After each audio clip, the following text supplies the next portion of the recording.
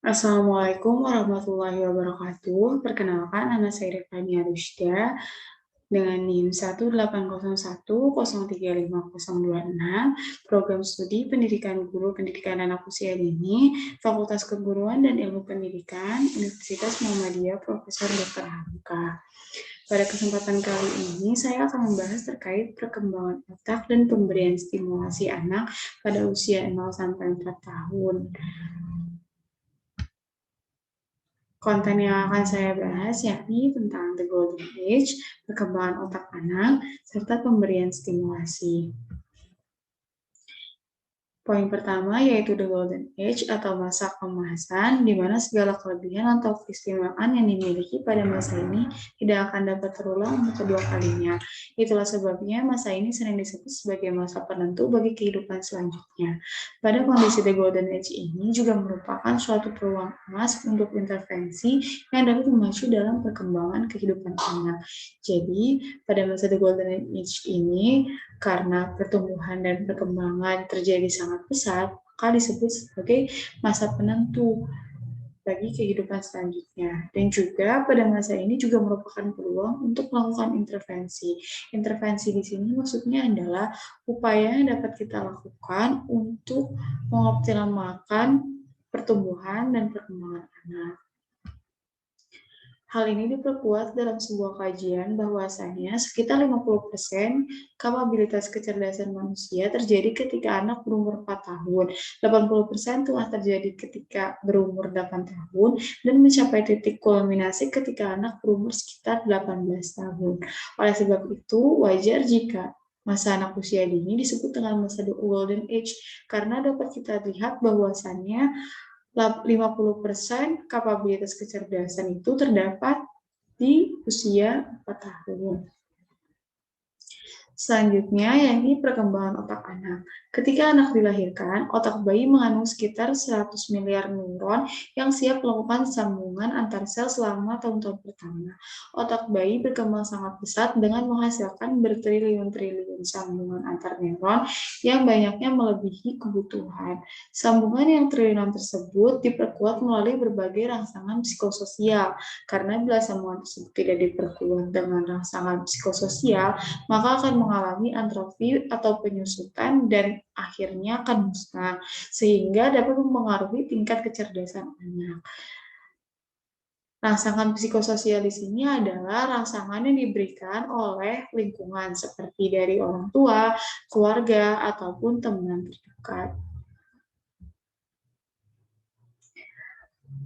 Selanjutnya, otak akan berkembang dengan baik jika mendapatkan stimulasi yang tepat. Namun sebaliknya, otak anak tidak akan berkembang secara maksimal jika mendapatkan stimulasi yang baik. Perkembangan otak yang baik secara anatomis dapat dilihat dari banyaknya rambatan konektivitas antara satu sel dengan sel lainnya. Semakin banyak koneksi yang dibuat oleh sel, maka akan semakin baik.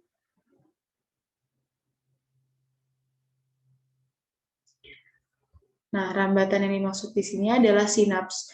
Di setiap usia, pasti sinaps yang tumbuh pada anak berbeda-beda. Hal ini dapat dipengaruhi oleh rangsangan psikososial yang sebelumnya disebutkan.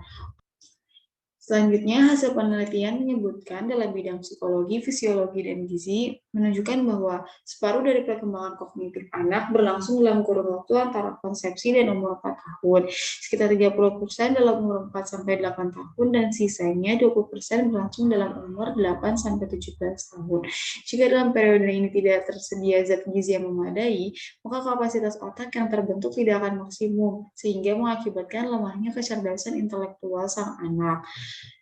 Hal ini sangat memperkuat statement yang sebelumnya, bahwasannya disebutkan masa anak usia dini kan disebut sebagai masa the golden age, dan terbukti bahwa dalam penelitian ini disebutkan perkembangan kognitif anak itu berada pada usia anak usia dini, yakni ketika 4-8 tahun sekitar 30%, dan usia umur 4-8 tahun 20%, artinya 50% perkembangan kognitif anak terjadi pada usia 0 sampai dengan 8 tahun. Nah, untuk lebih jelasnya kita dapat melihat pada grafik ini, yakni tentang tahap-tahap perkembangan otak. Nah, usia 4 tahun pertama ini disebut dengan usia kritis karena pertumbuhan dan perkembangan yang terjadi pada anak sangatlah signifikan dan sangatlah berpengaruh terhadap tumbuh kembangnya, yaitu pada usia 0 sampai 1 tahun berkaitan dengan pendengaran dan penglihatan, kebiasaan cara merespon bahasa, dan juga pengendalian emosi. Pada usia 2 tahun sudah mengenal simbol-simbol. Pada usia 3 tahun, keterampilan sosial sederhana, dan pada usia 4 tahun, keterampilan kognitif. Menurut pendapat ahli, yakni Maria Montessori, menyebutkan bahwasannya pada rentang usia lahir sampai 6 tahun, anak mengalami masa kemasan, yang merupakan masa di mana anak mulai peka atau sensitif menerima berbagai rangsangan. Selama periode inilah, anak begitu mudah menerima stimulus-stimulus dari lingkungannya. Usia emas perkembangan anak merupakan masa di mana anak mulai peka untuk menerima berbagai stimulasi dan berbagai upaya pendidikan dari lingkungannya, baik yang disengaja maupun tidak disengaja. Masa peka pada masing-masing anak berbeda, seiring dengan laju pertumbuhan dan perkembangan anak secara individual. Jadi, Maria Montessori menyebutkan bahwasannya pada masa anak usia dini disebutkan dengan masa anak peka atau sensitif, karena pada masa ini anak dengan begitu mudah menerima rangsangan atau stimulasi yang diberikan oleh sekitar, sehingga penting sekali pemberian stimulasi ini mendapatkan perhatian yang khusus. Maksudnya khusus di sini adalah pemberian stimulasi yang tepat untuk anak tersebut.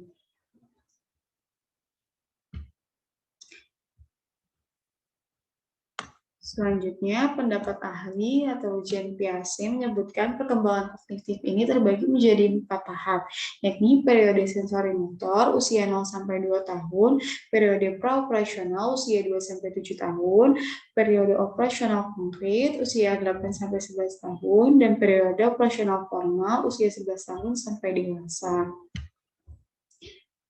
Selanjutnya, poin ketiga yaitu pemberian stimulasi. Stimulasi merupakan rangsangan yang diberikan untuk membantu mengoptimalkan pertumbuhan dan perkembangan anak.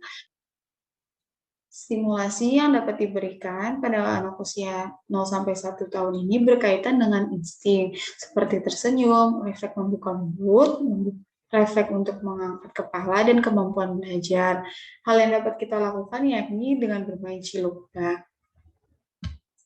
Selanjutnya, usia 1 sampai 2 tahun dapat dilakukan dengan cara yakni menghitung balok susun, menghitung bunga di pekarangan rumah, serta memindahkan benda.